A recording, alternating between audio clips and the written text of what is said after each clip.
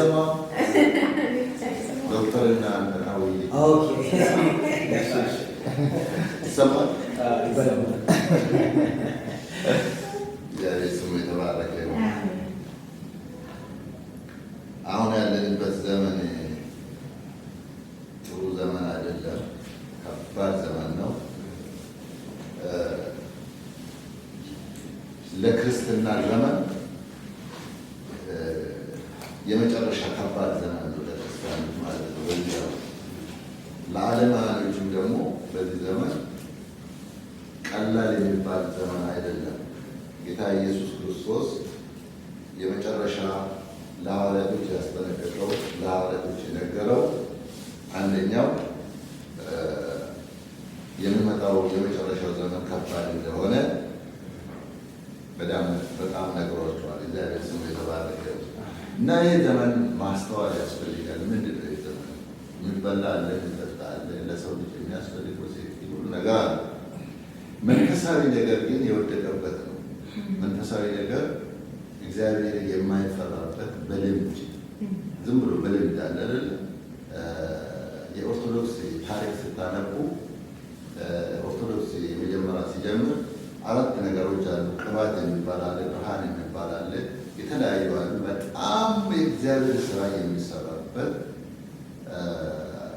የነበረው መጨረሻ ላይ በአፄ ዘርዓ ያዕቆብ ዘመን መሰለኝ በጉልበት ጣዖት የሚያመልኩ፣ ዘንዶ የሚያመልኩ፣ ተራ የሚያመልኩ፣ ዘፈን ማነው ዛፍን የሚያመልኩ ከዚህ መልክ ወልደ ማርያም ከዚህ መልክ ገብረ ማርያም ከዚህ በምን ኦርቶዶክስ ተደባለቀና ምን ይዞ መጣ? አምልኮ እንዳለ ይዞ ወደ ቤተ ክርስቲያን ነው እና አንድ መጽሐፍ ሲያነብ ደብረ ብርሃን የሚባለው ክርስቲያኖች በጣም የተጨፈጨፉት ብርሃን የታየበት ነው እንደ መጽሐፍ እና እነዛ ቅባት የሚባሉት ሰዎች በሙሉ አጠፏቸው። አሁን ይህ ዘመን መንፈሳዊ ዘመን በክርስትና ዘመን 60ዎቹ 50 ምናምኖቹ ውስጥ መንፈስ ቅዱስ የሚሰራበት ቀጥታ ለሰዎች መንፈስ ቅዱስ ወንጌል የሚሰበክበት ክርስቲያኖች በሌሉበት ቤተክርስቲያን በሌለችበት የእግዚአብሔር መንፈስ የሚተላለፍበት ዘመን ነበር በኢትዮጵያ ማለት ነው። አሁን ያለነው ግን ቀጥታውኑ ቤተክርስቲያን ውስጥ ምን መስሏል? ልምድ ወደ የኦርቶዶክሷ ቀጥታ ወደኛ ገብታለች ማለት ነው እና በጥንቆላ ትንቢት የምነገርበት በጥንቆላ መልእክት የሚተላለፍበት የሰው ልብ የተሰረቀበት እግዚአብሔር የማይፈራበት ዘመን ላይ ደረሰ ማለት ነው።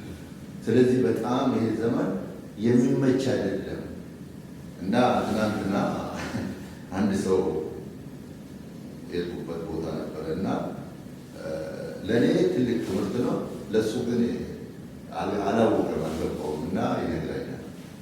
ቤተክርስቲያን በነፃ አሜሪካ ሀገር ውስጥ እየታደለ ነው አለ። ቤተክርስቲያን ሰዎች የሌሎች ሽማግሌዎች ናቸው፣ ሌሎች ትቶ አሁን ቤተክርስቲያን አንዳንድ ቦታ እያገኙ ነው አለ። ምን መሰላችሁ? ይሄ የደስታ ሳይሆን የሀዘን ዜና ነው። የሀዘን ዜና አሁን ጌታ ኢየሱስ ክርስቶስ የተናገራቸው በመጨረሻ ዘመን የሚሆነው እየሆነ ነው ማለት ነው። ቤተክርስቲያን አሁን በነፃ መሰረት ማለት ሰው ምን ማለት ነው? ምን ይጠቅማል? ጌታ ኢየሱስ ክርስቶስን ምን አሉ? ሐዋርያቶች ማነው ሐዋርያቶች አብሮ የበጎ ሐዋርያቶች አንተ እያገረ ኢየሩሳሌም ወሰዳቸውና ሊያስደንቁት አጌታ ያለ ፎቅ ይሄ ፎቅ ነው፣ ድንጋይ በድንጋይ ላይ አንድ ቀን ይፈርሳል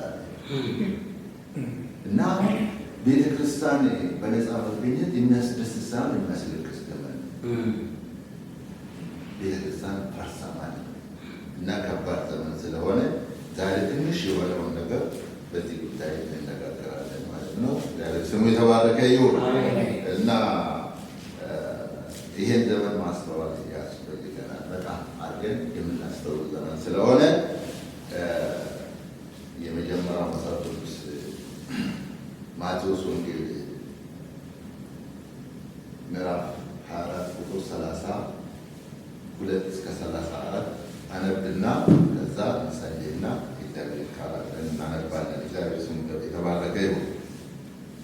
እንደዚህ ይላል፣ ምሳሌውን ከበለስ ተማሩ፣ ጫፏ ሲለሰልስ ቅጠሏም ሲያቆጠቁጥ ያን ጊዜ በጋ እንደቀረበ ታውቃላችሁ።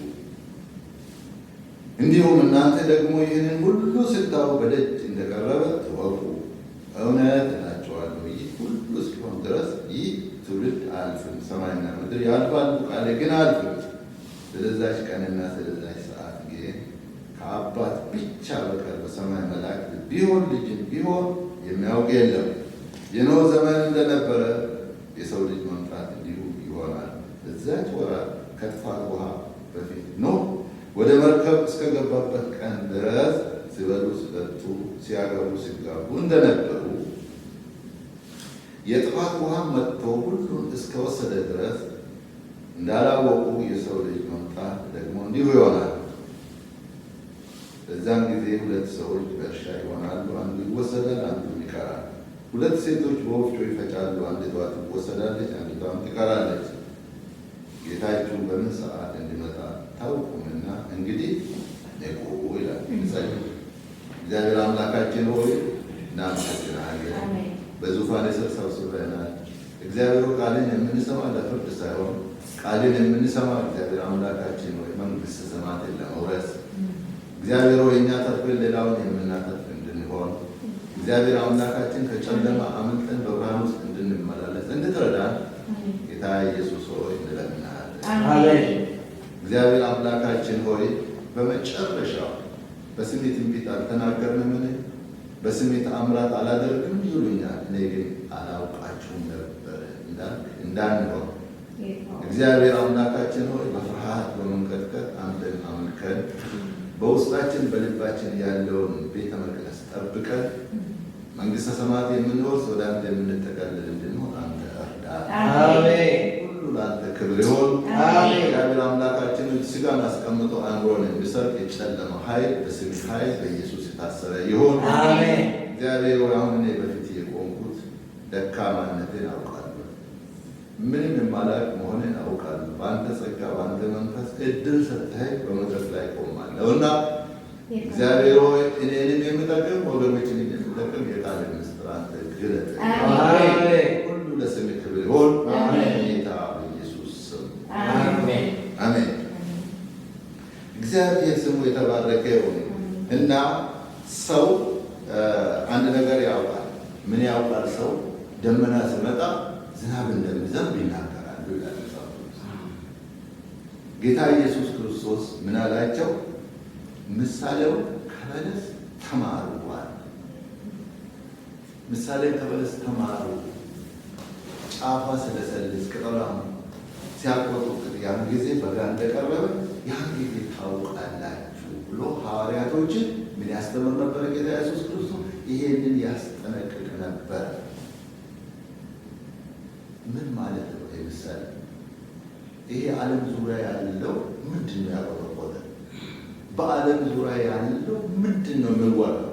ምንድን ነው እየተሰማ ያለው?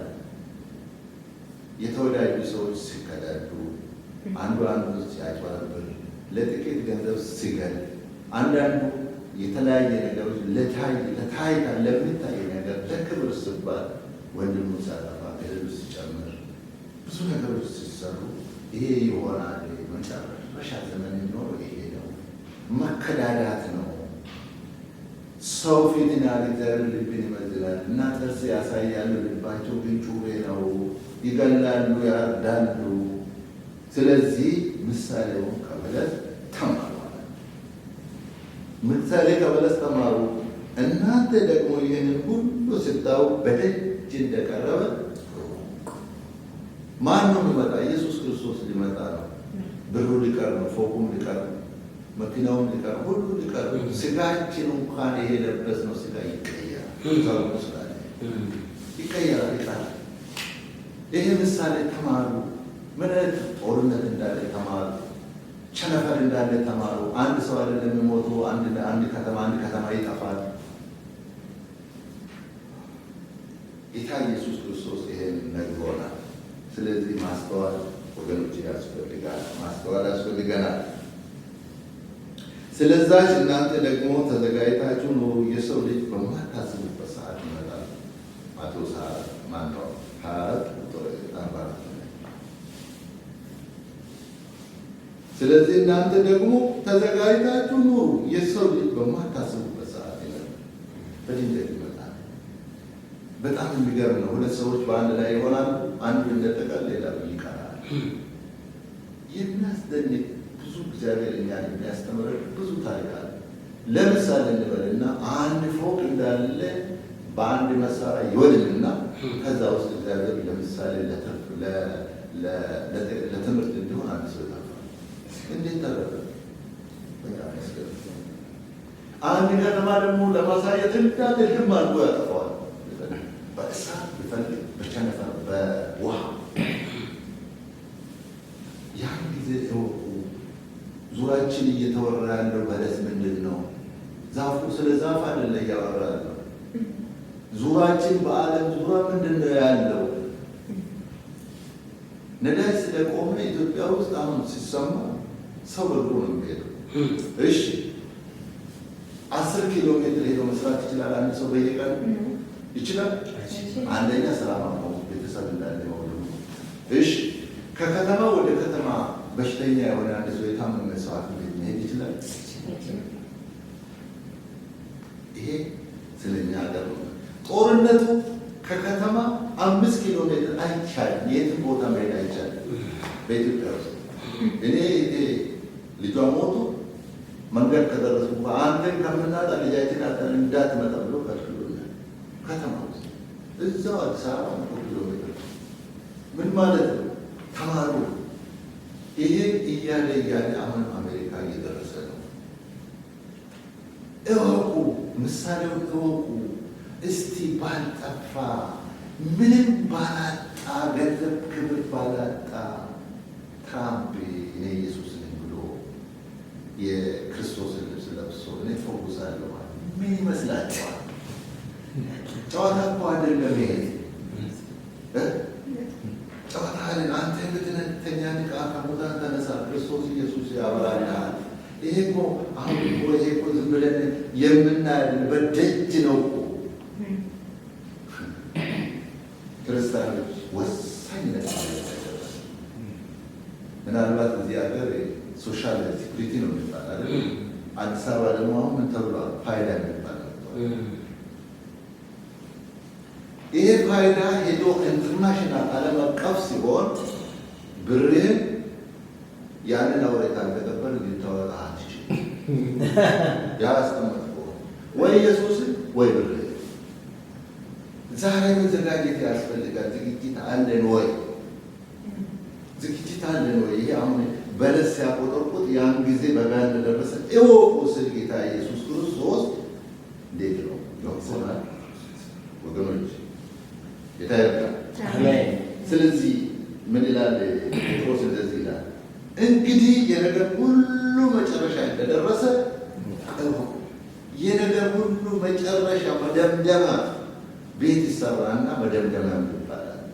ተሰርቶ የመጨረሻ ሲደመደም ቆርቆሮ መጣበት።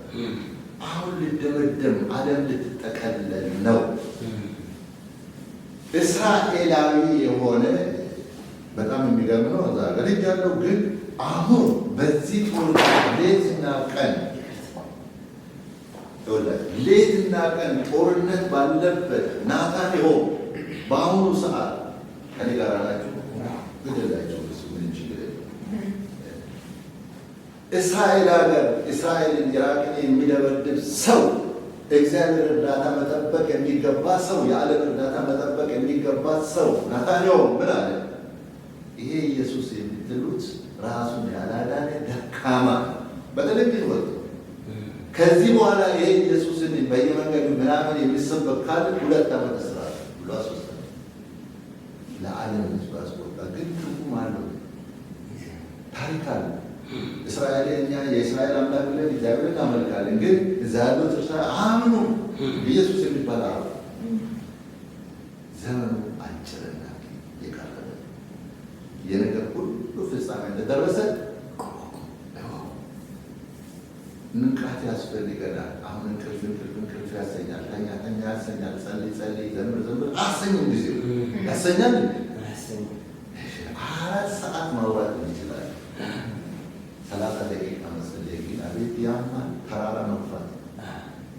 ይቻላል። ግን በእግዚአብሔር ጸጋ አሜን። 24 ሰዓት ይቻላል። በእግዚአብሔር ጸጋ አሜን። 3-4 ቀን ያለ በእግዚአብሔር ጸጋ መጾም ይቻላል። አሜን። እስከ 6 ሰዓት ብቻ ወይ ልጆ ጋር ተለወጠ ይሳል በእግዚአብሔር ጸጋ ይቻላል። አሜን። ይሄን የሚያደርጋቸው አይደለም።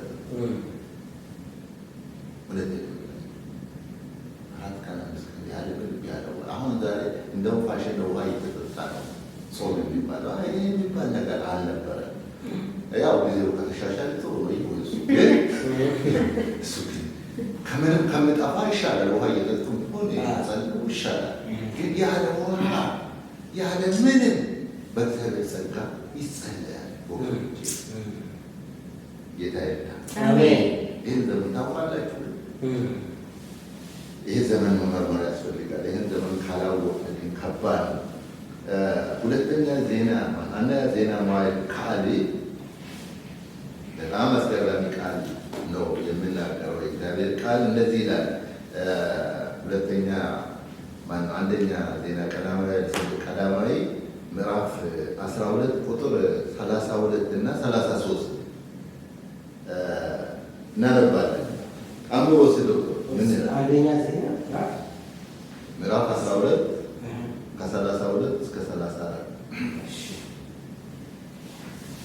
እስራኤልም የሚገባውን ያደርግ ዘንድ ዘመኑን የሚያውቅ ጥበበኞች ሰዎች የይሳኮር ልጆች አለቆች 200 ነበሩ። ወንድሞቻቸውን ሁሉ ይታዘዟቸው ነበር። በጭፍራውም ውስጥ የወጡ ለሰልፍም የተዘጋጁ የማያመነቱ መሳሪያም ሁሉ የያዙ የዛብሎን ልጆች 50,000 ነበሩ። በቃ ይሄ በዛ በአዲሱ ትርጉም ደግሞ በጣም የሚገርም ትርጉም ሰጥቶታል። ይሄ በድሮ ትርጉምና እንደዚህ ይላል፣ ዘመኑን የሚመረመሩ ጥበበኞች ይላል። የይሳኮር ልጆች 200 አለቆች ብሎ ነው። 200 አለቆች ካለ በኋላ ልምድ ያላቸው በሁሉም የሰለጠኑ ማንታ ልብ የሌላቸው የዛብሎን ሰዎች 50,000 ነበሩ። በጣም የሚያስደንቅ የሚያስገርም ነው። ምን የሚያደርጉ ዘመኑን የሚመረምሩ ጥበበኞች፣ 200 ደግሞ አለቆች። 200 አለቃ ማለት ሚኒስቴሮች ማለት ነው። እነዚህ በሁሉ ነገር የሰለጠነ ለውጋቤ ይዋጋሉ፣ እርሻ ሆነ ያርሳሉ፣ ማስተማር ሆነ ያስተምራሉ፣ ምክር ሆነ ይመክራሉ። ዘመኑን ሁሉ የተጠየቁትን ለሕዝብ የሚያቀርቡ እውቀት ያላቸው ሰዎች፣ በስራቸው ደግሞ ተዋሉ ሲባሉ የማያመነቱ ሂድ ሲሉ የሚሄዱ 2 ልብ ማንታ ልብ የሌላቸው 50,000 ሕዝቦች ነበሩ ይላል።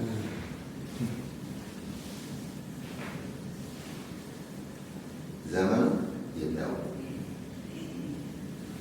ዘመኑን ማወቅ በእግዚአብሔር ጥበብና እውቀት ካልሆነ አይቻልም።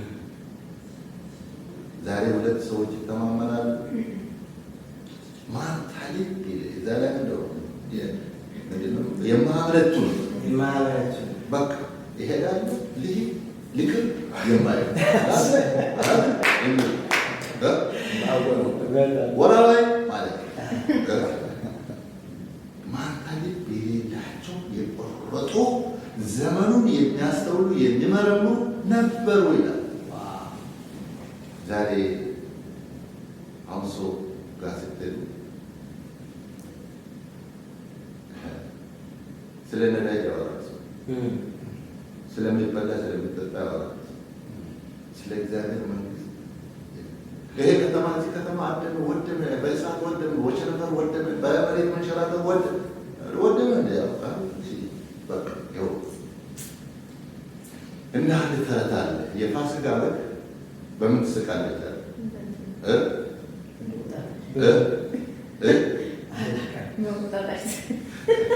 ቀጥሎ ያለ በዓል ምንድን ነው?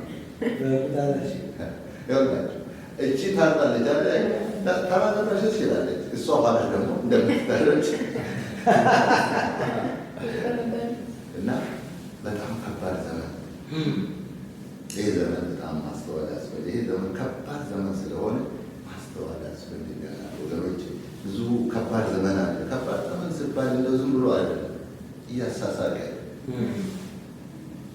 አገልግሎት ወንዝ ስንሻገር ማዶ እያያችሁ ሂዱ እያለ እንደዚህ ይሄዳል። ማዶ እያየ እንደዚህ ይሄዳል። ወደ ታች ካየ ውሃ እንደዚህ ወደ ወንዝ ይሄዳል አይደል? እያለ ሂደው ተከትሎ ሰዎች እያዘብሎ እያዘደ ካልዳት መሄዱ ውሃ እያሳሳቀ ይወስዳል። ይህ ዘመን ገዛ ጊዜን የሚበላ ብዙ ነገር አለ። ቴሌቪዥኑ አለ፣ ኢንተርኔቱ አለ፣ ፌስቡኩ አለ፣ ስንቱ አለ። በቃ ወሬው አለ። ወሬ በመጨረሻ ዘመን ወሬ አለ፣ የሚያውቅ ወሬ አለ። በመጨረሻ ዘመን የሚያስጨንቅ ዘመን እንደሚመጣ ይህንን እወቅ። ሰዎች ራሳቸውን የሚወዱ ይሆናል፣ ትምክህተኞች፣ ተሳዳቢዎች፣ ለወላጆቻቸው የማይተው ቅድስና የሌላቸው ወዲን የሚያፈርሱ ደግሞ ይሆናሉ። እያሳሰቀ ነው ዘመን። ተጠንቀቅ፣ አስጠንቅቅ። ይሄ ነው ብሎ እግዚአብሔር ቃል። ማስጠንቀቅ ያስፈልገናል፣ መጠንቀቅ ደግሞ ያስፈልገናል። እግዚአብሔር ስሙ የተባረከ ይሁን። እግዚአብሔር መቼም አስደናቂ አምላክ፣ አስገራሚ አባት ነው። የሚያስገርም አባት አለ ወገኖች። ስለዚህ በእግዚአብሔር ፊት በጣም ጥንቃቄ ያስፈልገናል። ማርቆስ ምዕራፍ 13 ቁጥር 20 ላይ እንደዚህ ይላል፣ ጌታ ወራቶቹን በአሳጥር ሥጋ የለበሰ ሁሉ ባልዳነ ነበር፣ ነገር ግን ስለተመረጡት ምርጦቹ ወራቶቹ አሳጠረ ይላል። ይህ ዘመን ከባድ ዘመን ነው። እንግዲህ ጊዜው እግዚአብሔር ራሱ እያፈጠነ አሁን መንገድ ጠራሪ የሐሰተኛ ክርስቶስ መገለጫ መንገድ እየተጠረገ። ስለዚህ አሁን 666 ወረቀቶች የሆነ ጽሁፎች ምናምኖች እንደዚህ ምናምን በቃ ጆሮአችን ተቀጠቀና ምን አይመስል ነው። የሆነ አንድ ሰሞን ደግሞ ግብረ ሰዶም መጣ ምናምን ጉድ ነው ተባለና እስማ ኖርማል አይደለ? ከዚህ በኋላ የሚመጣ ግን የከበደ እንደዛ አሪፍ ነው። ተለማምደን ወደዛ መድረስ ሳይሆን ጭንቅ የሚመጣበት ወይ መምረጥ ወይ መሞት፣ ወይ አለመኖር ወይ ለመኖር። ጌታ ኢየሱስ ክርስቶስ አስጠንቅቋል። በጎቼ ድምፄን ይሰማሉ፣ ይከተሉኛል። እኔ የበጎች እረኛ ነኝ። የዮሐንስ ወንጌል ዶክተር ቅድም ሲናገር ነበር እና ዮሐንስ ወንጌል ምዕራፍ 34 ምን ይላል? እግዚአብሔር የማን ነው? በእኔ ደግሞ የማን ነው? በአባቴ ቤት ብዙ መኖር አለ። እንዲህ ባይሆን አላልኳችሁ ነበር። ይሄ የጭንቀት ዘመን የምናልፍበት ዘመን። ልባችን ዛሬ ማንታ መንገድ ካለ ዛሬውን ቆርጠን እንቆማለን። ማንታ መንገድ ላይ መቆም የለብንም። ጌታ ይርዳል። አሜን። ስለዚህ ምን ያስፈልገናል? ማስጠንቀቅ፣ መጠንቀቅ ያስፈልገናል። ርዕሴ እንደዚህ ብየዋል። ዘመኑ ምልክት አስተውል። ይሄ ዘመን በደንብ ማስተዋል ያስፈልጋል። ዘመኑ አልቋል። ያለቀ ዘመን ውስጥ ነው ያለ ነው። ጌታ ይርዳል። ስለዚህ አሁን ያለንበት ዘመን ከባድ ስለሆነ በጥንቃቄ መመላለስ ያስፈልገናል። ለምንድን ነው? ይሄ ቀን ባያጥር ኖሮ ሥጋ የለበሰ ሁሉ ባልዳነ ነበረ። አሁን እንደምንፎክር አይደለም። አሁን እንደምንዘምር ወይም እንደምንሰብክ አይደለም። የቁርጥ ቀን አለ፣ ይመጣ ቀን አለ። መቼም ወደ ፈተና እንዳትገቡ ትጉና ጸልዩ አይደል? ጌታ የቆረጠ አንድ ያበደ ሰው መጥቶ ሽጉጥ አውጥቶ ባል እንግዲህ ኢየሱስ እንባሉ ክጃለሁ ካልቃል ሰጣሃል ምናልባት አልክል ብሎ ሊጠጣ ይችላል። ያሰብ ሊሞት ይችላል። ቀጥል ስል እንዴት ሆነ? አራ ከመኖር መሰንበት። እሺ ከዛስ ምናልባት አንድ ሰው ላይ ይገኝ ይችላል። ዛሬ ኢየሱስ ክርስቶስን ቆርጠን መከተል ያስፈልገናል። ከረሜላ ይበቃል፣ ሱካር ይበቃል። አሁን መራራ ነገር ያስፈልጋል። የቆረጠ ነገር ያስፈልጋል። አይመስላችሁም? የዘላለምን ሕይወት ከማጣት ዛሬ ዋጋ ለመክፈል አሁን ማዘጋጀት ሰውነትን ማለማመድ፣ አእምሮ ማለማመድ ይጠይቃል። እግዚአብሔር ስሙ የተባረከው። ይህን ዘመን ማወቅ አለብኝ ለማለት ነው። ስለዚህ እንግዲህ ጥበበኞች ሁኑ፣ ቀኖቹ ክፉዎች ናቸውና ዘመኑ ዋጁ። ቀኖቹ ምንድን ናቸው? ክፉዎች ናቸው። ጌታ አሜን። እናምጦ መሰለኝ ይሄ ነገር በደንብ እናስተውልና እናምጦ እግዚአብሔር ይመስገን። ኤፌሶን ምዕራፍ 5:15 ላይ ማለት ነው። እንግዲህ እንደ ጥበበኞች እንጂ ጥበብ እንደሌላቸው ሳይሆን እንዴት እንድትመላለሱ በጥንቃቄ ተጠበቁ፣ ቀኖች ክፉዎች ናቸውና ዘመኑን ዋጁ። በጥንቃቄ መመላለስ ያስፈልጋል። ምን ስለሆኑ? ቀኖቹ ክፉዎች ናቸው፣ ዘመኑን ዋጁ። ግዙ ማለት ነው። ዘመኑ ብዙ ነው። ዘመኑን ዋጁ። ያልፋል። የማያልፍ ነገር ሁሉ ያልፋል ወገኖች፣ ያልፋል። ሁሉ ነገር የማያልፍ ክብርም ያልፋል። ጉብዝና ማን ነው ያልፋል። እርጅናም ሊመጣ ይችላል። ይሄ ያልነው የጨበጥነው ተስፋ ያደረገው ሁሉ ሊከዳን ይችላል። የማይከዳ ማለት ኢየሱስ ብቻ ነው። በድንቅ ቀን በችግር ቀን የማይከዳ እሱ ብቻ ነው። ጌታ ስሙ የተባረከ ይሁን። ቀኖቹ ክፉዎች ናቸው፣ ዘመኑን ዋጁ። ዘመኑን መግዛት ያስፈልገናል። ዘመኑን የምንገዛው ደግሞ በእግዚአብሔር በአባታችን ተስፋ በማድረግ ነው። ዛሬ መለማመድ ያስፈልገናል ወገኖች፣ መለማመድ ያስፈልገናል። እንዴት ነው የምንለማመደው ቢባል አሁን የብዛት ሳይሆን የጥራት ነው። እንደተፈረገ ቅድም ስናገር ነበር። የጥራት ጉዳይ ልክ ኢያሱ ምን አለ? እስራኤላውያን ሆይ እግዚአብሔር በበረሃ ላይ ምን አድርጎላቸዋል? አለትን ውሃ አፍልቆ ሰጥቷቸው ጠጥታቸዋል። እስራኤላውያን ከግብፅ ስትወጡ ባህርን ከፍሎ አሻግሯቸዋል። አይደለም ወይ? አዎ።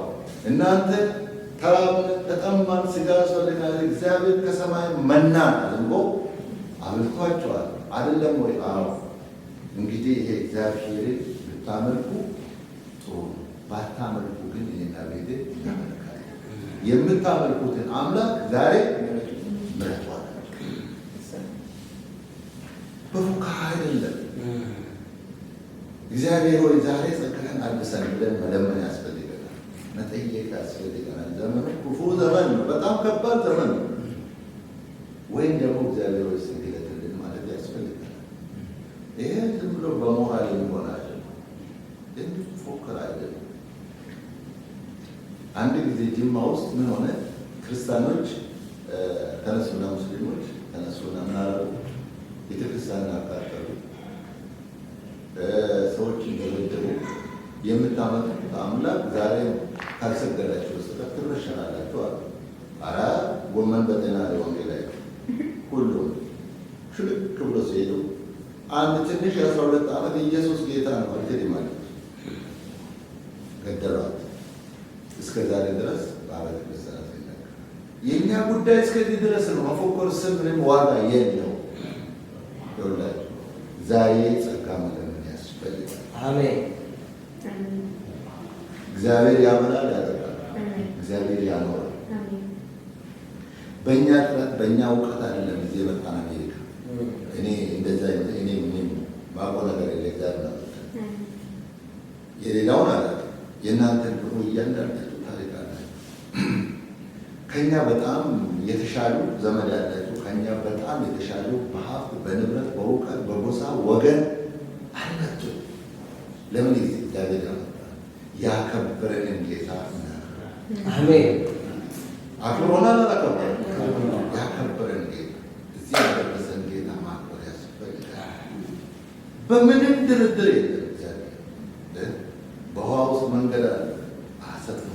በእሳት ውስጥ በልክ ጊዜ አትቃል፣ ነበልባሉ ደግሞ አይፈይም።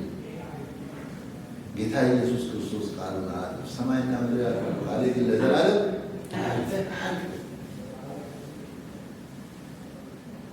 እግዚአብሔር ስሙ ይባረክ። እግዚአብሔር የምናመልከው አምላክ እንዲህ አይነት አምላክ ነው። ዘመኑን ማወቅ ያስፈልገናል። እናስጠንቅቅ፣ እንጠንቀቅ። አይመስላችሁም? እግዚአብሔር ይረዳናል። ጌታ ስሙ የተባረከ ይሁን። ስለዚህ በሚያስደንቅና በሚያስገርም ሁኔታ እግዚአብሔር ተአምራት በሕይወታችን ያደርጋል። ምን ይላል? ከእንቅልፍ የምትነሱበት ሰዓት አሁን እንደደረሰ ዘመኑ ነው። ካመነበት ጊዜ ይልቅ መድኃኒታችሁ ዛሬ እኛ ቀርቧል። ሌሊቱም አልፏል፣ ቀኑም ቀርቧል። እንግዲህ የጨለማ ስራ አውጥተን የብርሃንን ጋሻ ጦር እንልበስ።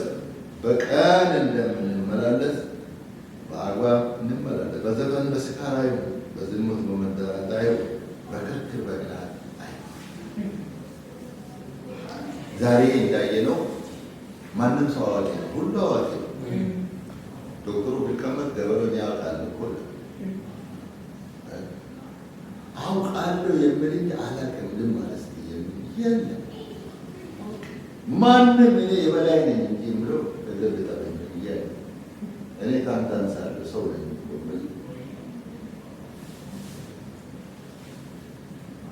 በቀን እንደሚገባ በአግባብ መመላለስ እንደሚያስፈልገን እግዚአብሔር ቃል ነገር ምንድን ነው የምለው?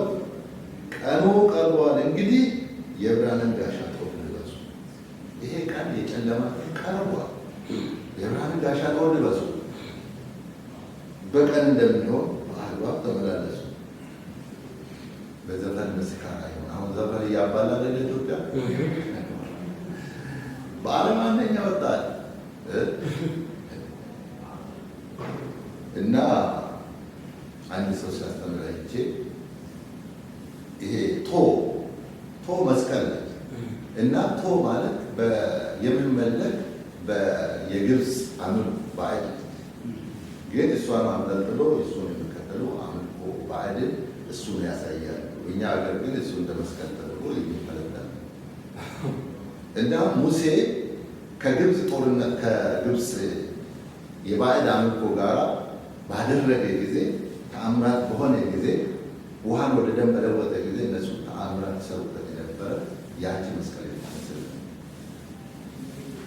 ያንን ይዞ በጥንቆላ በመተት በድግምት ይሄንን ያደረገው ሰው በቃ ህዝቡን አሁን ቅድም ሳየው ዜና 120 ሰው ታስሯል።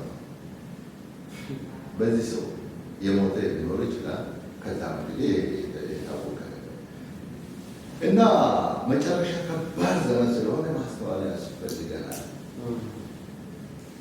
ምን ይላል? በአግባቡ ተመላለሱ፣ በዘፈን በስካር አይሁን፣ በዝሙት በመዳራት አይሁን፣ በክርክር በቅናት አይሁን። ቅናት አንድ ሰው ጥሩ ጫማ ካደረገ እንዴ ከኔ በለጠ ብሎ የሚቀና ሰው አለ። አንድ ሰው ልብስ የለበሰ እንደሆነ በእንዴ ኬታ እኔ እኮ በማንኛውም በልጣታለሁ እንዴ ሰርቃ ሊሆን ይችላል፣ ወይ ስጦታ ሰው ሰጥቷት ሆነ ሰልባጅ ሊሆን ይችላል። ወገኖች ይሄ በእውነት የቅናት መንፈስ የክፋት መንፈስ ማስተዋል ያስፈልጋል። ወገኖች እኔ እኛ አብይን ተቃወምን እንበል፣ በቃ እሱ የፈለገው መጥፋት አለበት። የወንድም ወይ አንተ ዛሬ ትቀመጣለህ ምቀመጣለህ። እኔ የፖለቲካ ሀሳብ ድጋፍም የለኝም፣ ግን አንድ ሰው ከፍ ብሎ ሰማይ ላይ የሚጠጋ እኔ እግዚአብሔር ከሰጠኝ ውጭ ማየት ይችላለሁ ወይ? ትችላላችሁ ወይ? በቃ እኔ ስለተመኘው እኮ መሆን አልችልም። እግዚአብሔር ግን ከፈለገ ያደርጋል። ከባለው ነገር እግዚአብሔር ሁሉ ማድረግ ይችላል። ስለዚህ ወገኖች እንንቃ፣ ንቃ፣ አንቃ። ዘመኑ ምን አይነት ዘመን ነው? ክፉ ዘመን ነው። በዛ በእስራኤል ዘመን በዛ በናቡከደነፆር ዘመን ምን አለ? ዘመኑን የሚመረምሩ ሰዎች ነበሩ። 200 ሚኒስቴሮች ነበሩ። በሁሉ የሰለጠኑ ነበሩ። ይሄ ብቻ አይደለም፣ መሰልጠን ብቻ አይደለም። ልባቸው ማንታ ልብ ያልሆነ ቆራጥ የሆኑ የማያወላውሉ ነበሩ። እነዚህ ሰዎች ደግሞ የሚከተሉ የሚኖራቸው 50,000 ነበሩ። ኢትዮጵያ ትጥፋ የሚል አዋጅ ይወጣ፣ ትጥፋ የሚል ይኖራል። በፍጹም አይጠፋ የሚል ይኖራል። አይጥፋ የሚል መሆን አለ። ዋጋ መክፈል አለ፣ መሞት አለ፣ መሻገር አለ፣ መሄድ አለ። እሺ ዝም ብሎ መሞት አለበት ሲባል አንድ ወታደር ሄዶ ሁኔታውን አይተው እጅ የሚሰጥ ከሆነ እኔ ወታደር ነበር። ምን አይነት መመራ አለ መሰላችሁ? ኃይለ ሥላሴ ነው ያሁኑን አለ። አንድ ጥይት ለራስ ታስቀራለህ፣ እንትዋጋለህ። መማረክ የሚባል የለ። አንተ ራስህ እሷን ጠጥተህ ትሞታለህ። መመራው ይሄ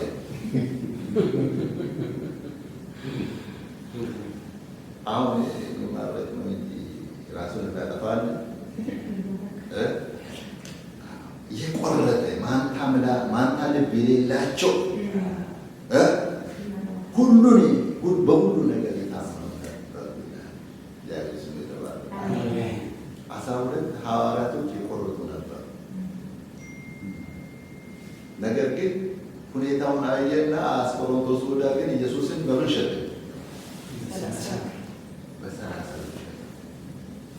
እሷንም ደግሞ አልበላንም። እሷን ቦታ ይቻለሁ ወደ ሸለቆ ውስጥ ነው እንደዚህ ልጅ ያለ ወደ ሸለቆ እንትና ስነግሩ ነው ሲያሳዩ ነው እስራኤል አለ አስቆሮንቶስ ላይ ተሰቀለበት። ይሄ ጫካ ውስጥ ነው። ጫካም ዘር እንደው ወለጭ ወንዛ ነታ እዛ ላይ ተሰቀለበት።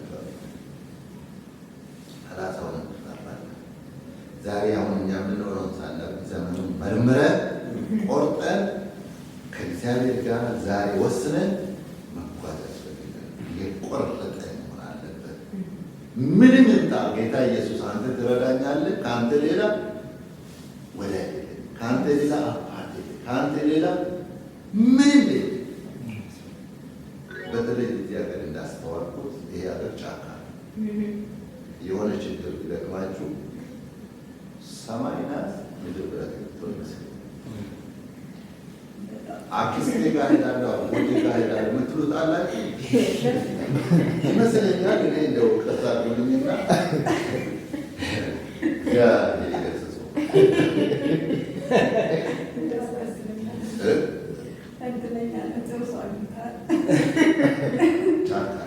ስለዚህ አሁን የማይከዳ ወዳጅ ዛሬ መጣበቅ ያስፈልጋል።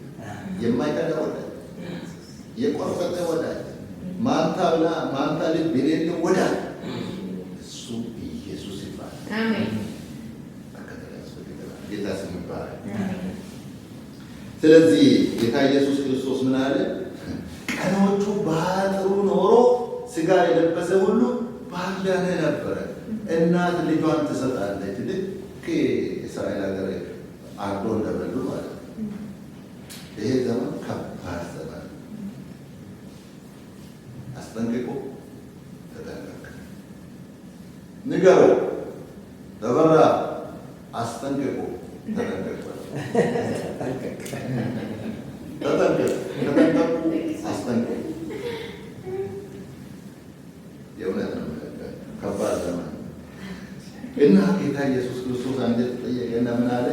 እነዚህ ከታላቅ መከራ የመጡ ናቸው። ቀኖቹ ባጥሩ ኖሮ ስጋ የለበሰ ሁሉ ባዳነ ነበረ። አሁን ነው ዝግጅት ያስፈልገናል። ዝግጅት እንዳስፈልገ ቀኑ አልቋል። ቀን ያለቀ ዘመን አሁን የሚጠበቁ ከዚህ ከቴክሳስ ቀይ ደረጃ አንዷ 12 ነው። አንዷ መስዋዕት ቀርባለች በምስጢር። አሁን ቤተ መቅደስ እየተሰራ እሱን ነው የሚጠበቀው። ከዛ በኋላ ቤተክርስቲያን ይሄ ቤተ መቅደሱ የሐሰተኛ ክርስቶስ ቤተ መቅደሱ ከተሰራ ወዲያው ሰው ለዋጋ ለዛ ከሌዋዊ ወገን ተዘጋጅቷል፣ ሰጥቷል። ልክ ገባ ማለት ናግባ አቶ ትራምፕ ማለት ነው። እኔ ለዓለም ሰላም እሰጣለሁ፣ ከዚህ በኋላ ጦርነት የለም፣ ችግር የለም፣ ውጊያ የለም። ይሄንን የማይሰማ ሰው አለ? ሰላም የማይፈልጋለን? እሺ፣ በደስታ ከዚህ በኋላ ዓለም 3 ዓመት ተኩል በኋላ ዳንኤል እንደነገረ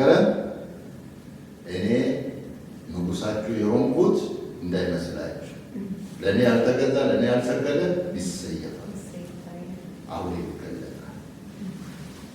ይሄ አውሬ ሲገለጥ ምን አይነት ይሆናል? የፀሐይ ጥልቀት የጨለማና የብርሃን እርክት ነው። በአንድ ቀን ነው የሚሆነው። አውሬው ሰላም እሰጣለሁ ብሎ ሲገባ ክርስቲያኖች ሲነጠቅ ለንጥቀት ያብቃን። አሜን። ለንጥቀት ያብቃን። አሜን። ይህ እያሳሳቀ ዘመኑ ክፉ ነው ሲባል ነገ ሊሆን ይችላል። በጣም አጭር ጊዜ ነው።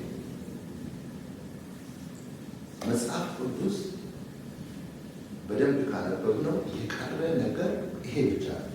መቅደሱ መሰራትና ሰውዬው መገለጥ ማለት ሰውዬው ዳርዳር እያለ ነው አይደል? በዓለም ግን መንገድ እየጠረጉ ነው እንጂ እሱ አይደለም። ግን መንገድ ጠራጊ አሁን አንድ በዓለም ዙሪያ። ስለዚህ ጥንቃቄ ያስፈልገናል፣ መጠንቀቅ ያስፈልገናል። ተጠንቀቅ፣ አስጠንቅቅ። ተጠንቀቅ፣ ወታደር ተጠንቀቅ ከተባለ ቀጥ ነው ብሎ እባብ ብትጠመዝዝ ንቅንቅ ትነከሳለህ እንጂ ተጠንቀቅ ብሎናል መጽሐፍ ቅዱስ። ዘመኑ ክፉ ነው ብሎ ይሄ ዘመን እንዴት ክፉ እንደሆነ ደግሞ ነግረዋል። ስለዚህ ዘመኑን የምንመረምር ልንሆን ይገባል። ጌታ ይርዳል። ተባለ